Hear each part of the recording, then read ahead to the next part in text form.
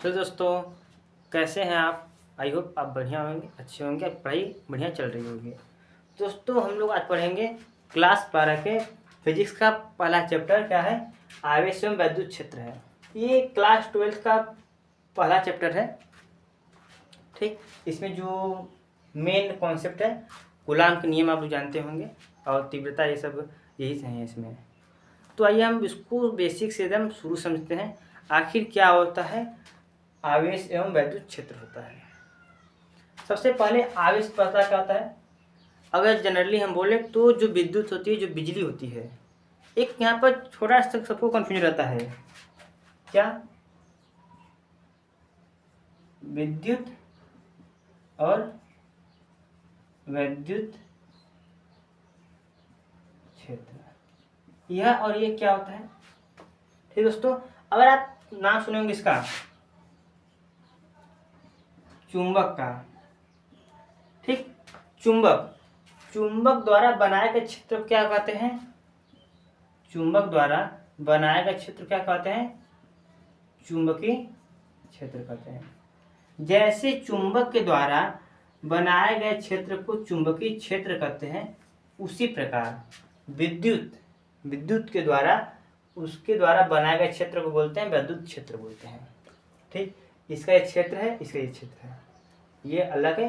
मतलब इसके द्वारा बनाया गया क्षेत्र एरिया है, और इसके द्वारा बनाया गया जैसे ये चुंबकीय क्षेत्र है, वैसे ही वैद्युत क्षेत्र है। ठीक, इस पे कोई कंफ्यूजन आप लोग मत रखिएगा। तो सबसे पहले जानेंगे, चैप्टर का नाम पहले है आवेश एवं वैद्युत क्षेत्र है। तो आवेश होता क्या है? आवेश कहे तो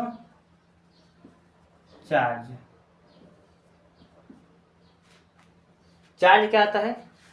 जैसे किसी वस्तु का एक ऐसा गुण जिसके कारण उसमें प्रतिकर्षण या आकर्षण करने का गुण आ जाता है, तो उसे बोलते हैं आवेश बोलते हैं। सिंपल, अगर कोई वस्तु है, जैसे अगर हम बचपन हम लोग क्या करते थे, पेन लेकर, पेन जैसे कि आपको दिख रहा होगा, ये जो पेन है, इसको बाल में रगड़ कर कागज के जो छोटे छोटे टुकड़े थे उसको हम लोग उठाते थे, उठ रहा था। ऐसा क्या हुआ कि इसमें ये कागज टुकड़ा उठ जा रहा है, तो हम कहेंगे ये जो वस्तु है, इसमें हम जब रगड़े अपने बाल से तो क्या हो गया? इसमें आवेश आ गया।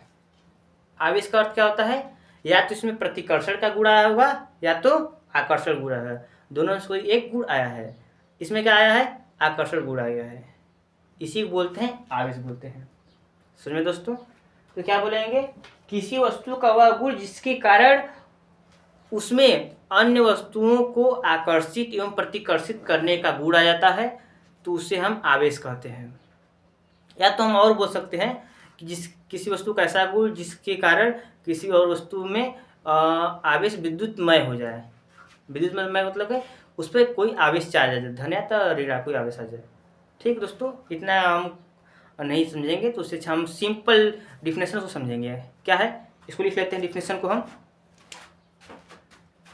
ठीक दोस्तों, यहाँ पे लिख दिए हैं डिफिनेशन का।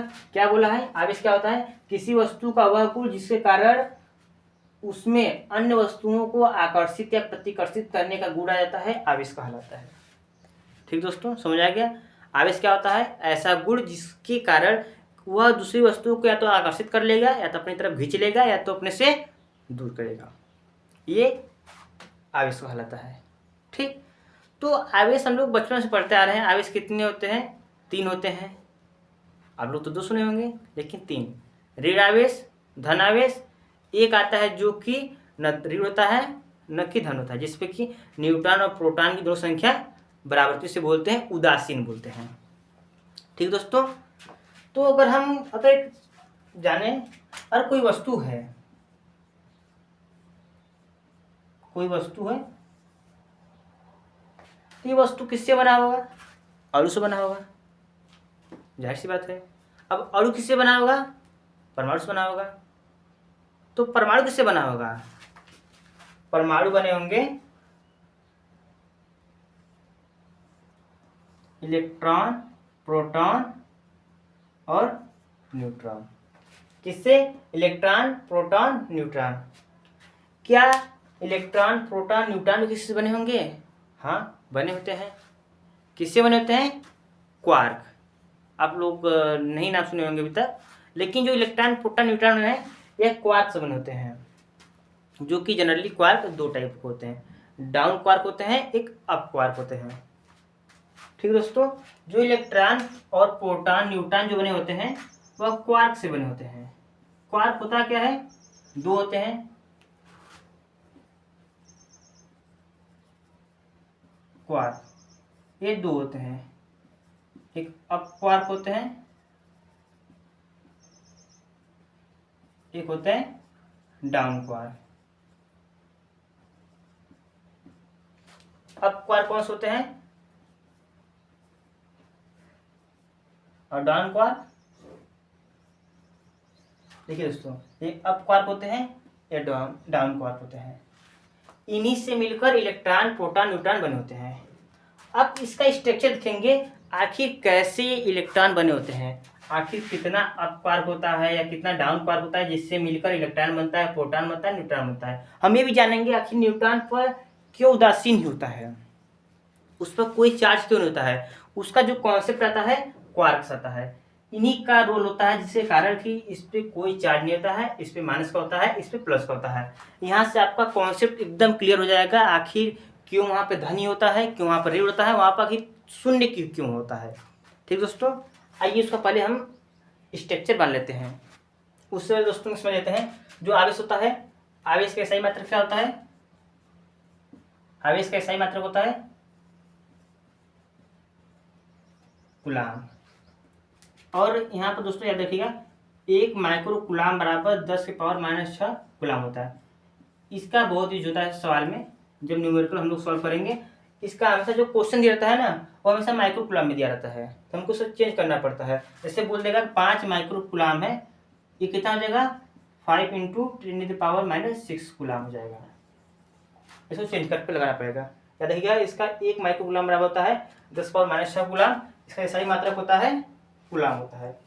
ठीक दोस्तों, और इसे कैपिटल क्यू या तो स्मॉल क्यू से रिप्रेजेंट करते हैं, प्रदर्शित करते हैं, कैपिटल क्यू या तो स्मॉल क्यू से। हर बुक में अपना अपना स्टाइल होता है छापने का। ठीक दोस्तों, और एक अदिश राशि है। कैसी राशि है? अदिश राशि है।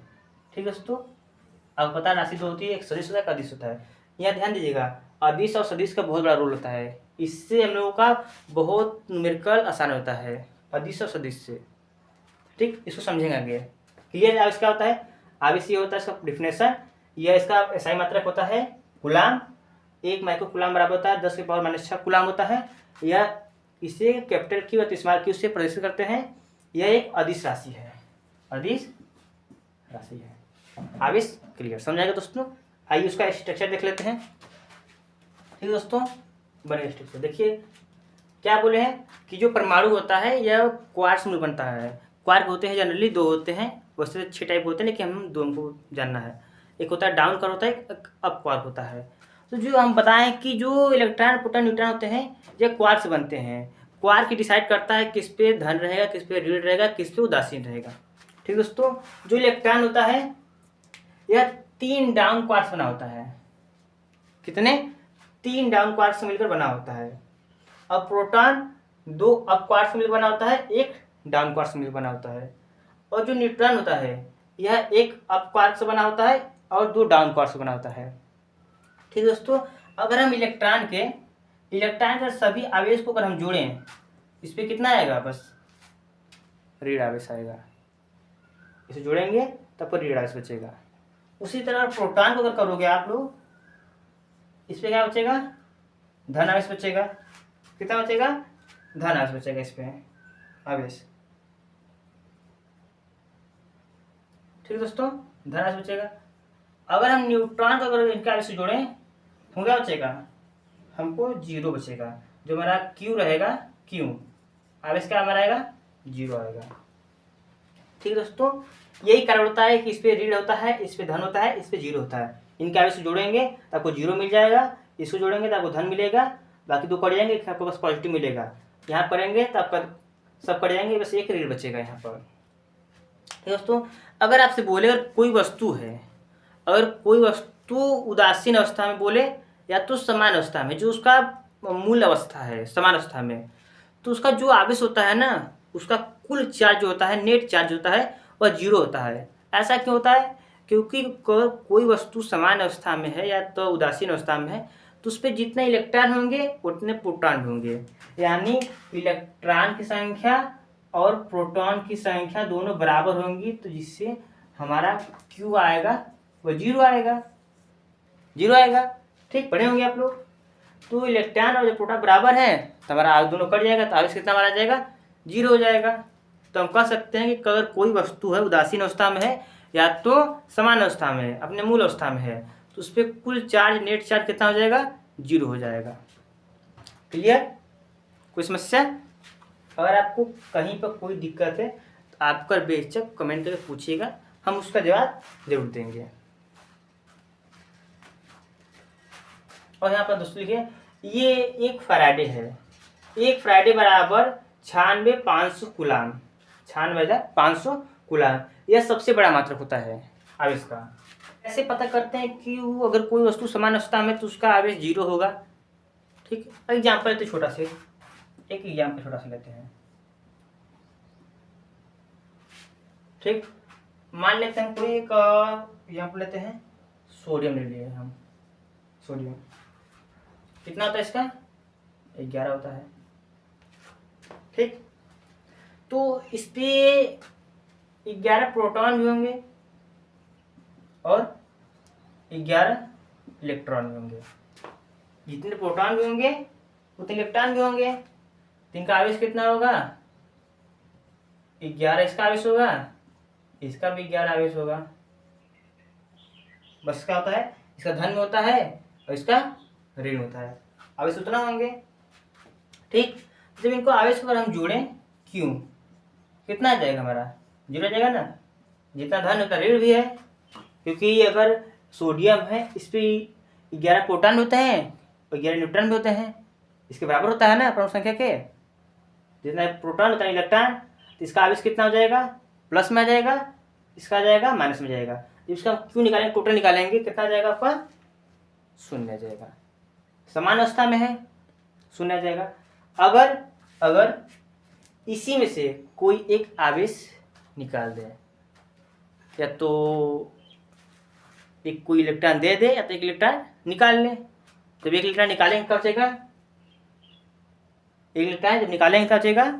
धन बचेगा, क्योंकि 10 हो जाएगा, खत्म। 9 यहाँ 11 है, 10 है, 10 गायब हो जाएगा, तो एक बचेगा यहाँ पर, यानी एक पॉजिटिव आ जाएगा। या अगर एक एक्स्ट्रा दे दे तो 11 का हो जाएगा 12 हो जाएगा, तो 11 खत्म हो जाएगा, तो एक बचेगा। लेकिन जब आएगा तो माइनस वाला बड़ा चिन्ह रहेगा, तो माइनस में बचेगा एक है, और इसका चिन्ह बड़ा रहेगा तो प्लस में बचेगा। तो ये डिसाइड होता है। यही कारण है दोस्तों, यही कारण है जहाँ पर किसी वस्तु में अगर हम आवेश देते हैं तो उस पर ऋण आवेश आ जाता है, अगर इसी में से इलेक्ट्रॉन निकालते हैं तो उस पर धन आवेश आ जाता है। अगर किसी वस्तु में इलेक्ट्रॉन देते हैं तो ऋण आवेश आएगा, किसी वस्तु में से इलेक्ट्रॉन निकालते हैं तो धन आवेश आएगा। तब किसी वस्तु में से इलेक्ट्रॉन निकालोगे कम होएगा, तो जब ये कम रहेगा तो जब इसका आवेश करेंगे क्या हो जाएगा? अगर मैंने इससे निकाल लिए कितना बचेगा? 10 बचेगा, -10, 11 का है तो प्लस का एक खा जाएगा, एक आएगा ना प्लस का। इसी कारण इस पर धन आवेश आएगा। अगर एक आवेश दे देते हैं तो कितना हो जाएगा? 12 हो जाएगा, वो माइनस का हो जाएगा, कितना बचेगा? वो माइनस का 1 बचेगा।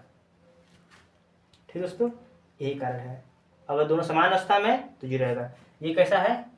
यह समान अवस्था में, सामान्य अवस्था में है। यहाँ पर इलेक्ट्रॉन एक निकाले हैं, ठीक, यहाँ पर इलेक्ट्रॉन दिए हैं। ये दोस्तों एग्जाम्पल है। समझ में दोस्तों? कोई डाउट? आई होप दोस्तों आपको ये टॉपिक क्लियर हो गया होगा, आवेश क्या होता है। दोस्तों मेरे नेक्स्ट वीडियो में इसके आगे का टॉपिक लेकर आएंगे दोस्तों। तब तक के लिए जय हिंद, जय भारत।